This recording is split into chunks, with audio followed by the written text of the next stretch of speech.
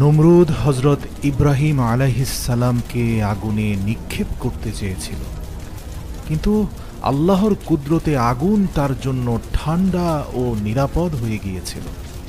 তিনি জীবিত অবস্থায় আগুন থেকে বেরিয়ে আসেন। ঘরে ফিরে আসার পর তার বাবা বললেন, ইব্রাহিম, যদি তুমি তোমার আল্লাহকে ছেড়ে না দাও তবে আমার ঘর ছেড়ে চলে যাও। তিনি ঘর বাড়ি ছেড়ে বেরিয়ে পড়লেন, চলে গেলেন মিশরের দিকে। মিশরের রাজা যখন জানলেন ইব্রাহিম আলাইহিসসালাম আল্লাহরই একজন নবী, তখন তিনি নিজের কন্যা হজরত হাজরাকে হজরত ইব্রাহিম আলাইহিসসালামের সঙ্গে বিবাহ দেন।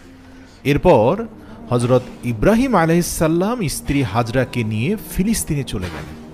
সেখানেই তারা স্থায়ীভাবে বসবাস শুরু করেন। ইব্রাহিম আলাইহিসসালামের কোনো সন্তান ছিল না। তিনি দিনরাত দোয়া করতেন, হে আল্লাহ, আমাকে একটি ভালো পুত্র সন্তান দান করুন। অনেক বছর পার হয়ে গেলেও সন্তান আসেনি। সময় কেটে যাচ্ছিল, ইব্রাহিম আলাইহিসসালাম বৃদ্ধ হচ্ছিলেন, তবু তার অন্তরে ছিল আশার প্রদীপ। 84 বছর বয়সেও তিনি দোয়াই করে যাচ্ছিলেন।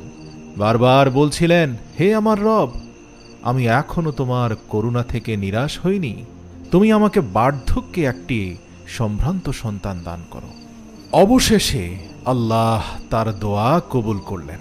84 বছর পর হজরত ইব্রাহিম আলাইহিসসালামকে একটি পুত্র সন্তান দান করলেন মহান আল্লাহ। তিনি অত্যন্ত আনন্দিত হলেন এবং ছেলের নাম রাখলেন ইসমাঈল। সে সন্তানকে তিনি বুকের কাছে জড়িয়ে রাখতেন, চুমু খেতেন, কাঁধে তুলে নিয়ে বাজারে ঘুরে বেড়াতেন, তার সঙ্গে খেলতেন, আড্ডা দিতেন, আরও কত কি। কিন্তু সেই আনন্দ দীর্ঘস্থায়ী হয়নি। সন্তানের জন্মের 1 সপ্তাহ পার হয়নি, তখনই হজরত জিবরাইল আলাইহিসসালাম আসমান থেকে এসে বললেন, হে আল্লাহর নবী, আল্লাহর নির্দেশ, আপনি আপনার স্ত্রী ও সন্তানকে নিজের থেকে আলাদা করুন। ইব্রাহিম আলাইহিসসালাম আতঙ্কিত হয়ে জিজ্ঞেস করলেন, হে জিবরাইল, আমি কোথায় নিয়ে যাব আমার স্ত্রী ও শিশুকে? তিনি বললেন, আল্লাহ যেদিকে নির্দেশ দেবেন সেদিকেই তাদের নিয়ে যাবেন।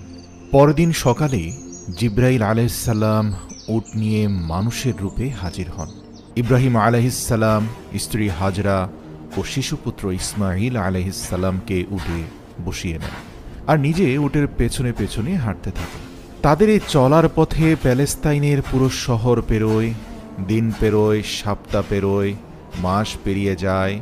জিবরাইল আলাইহিসসালাম ঠিক সেই জায়গায় পৌঁছান বর্তমানে যেখানে কাবা শরীফ অবস্থিত। তখন সেখানে কেউ বাস করত না, চারপাশে পাহাড় আর নীরবতা। জিবরাইল আলাইহিসসালাম বলেন, ইব্রাহিম, তোমার স্ত্রী ও সন্তানকে এই নির্জন স্থানে রেখে দাও, এরপর নিজে ফিরে যাও ফিলিস্তিনে। ইব্রাহিম আলাইহিসসালাম স্তব্ধ হয়ে গেলেন। এ কি, সেই সন্তান যার জন্য আমি পুরো জীবন দোয়া করেছি, তাকে এখন ফেলে যেতে হবে? কিন্তু এটাই আল্লাহর হুকুম, আর ইব্রাহিম আলাইহিসসালাম আল্লাহর হুকুম মান্য করার ক্ষেত্রে পৃথিবীতে অতুলনীয় একজন মানুষ। স্ত্রী হাজরা দৌড়ে আসেন, তুমি কি আমাদের এখানেই ফেলে চলে যাচ্ছ? কোনো উত্তর নেই, তার চোখে শুধু অশ্রু।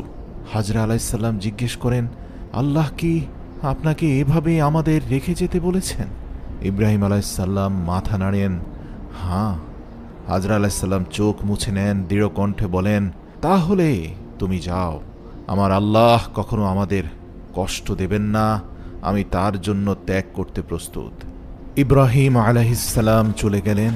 চারপাশে শুনশান নির্জনতা, না পাখির ডাক, না মানুষের শব্দ, শুধু পাথুরে পাহাড় আর রৌদ্রোজ্জ্বল মরুভূমি। সেই নির্জন উপত্যকাই আজকের মক্কা, যেখানে আমরা উমরা এবং হজ করতে যাই। কয়েকদিন কাটল। একটি মাত্র পানির পাত্র ছিল হাজরার কাছে, তাতে নিজের জন্য ও ছেলের জন্য পানি দিতেন। কিন্তু 3 দিন পর সেই পানিও শেষ। শিশু ইসমাঈল আলাইহিসসালাম কাঁদতে লাগলেন, তৃষ্ণায় কাতর হয়ে গেলেন। হাজরা আলাইহিসসালাম তাকে মাটিতে শুইয়ে দিলেন, নিজে ছুটে গেলেন পাশে থাকা একটি পাহাড়ে, যে পাহাড়ের নাম আমরা সাফা পাহাড় বলে জানি। সেই পাহাড়ের উপরে উঠে তিনি চারপাশে পানির খোঁজ করলেন, কিছুই দেখা গেল না। তখন দৌড়ে গেলেন অন্য পাহাড়ে, যার নাম মারওয়াহ। যেখানে আমরা আজ ছুটে যাই হজের জন্য।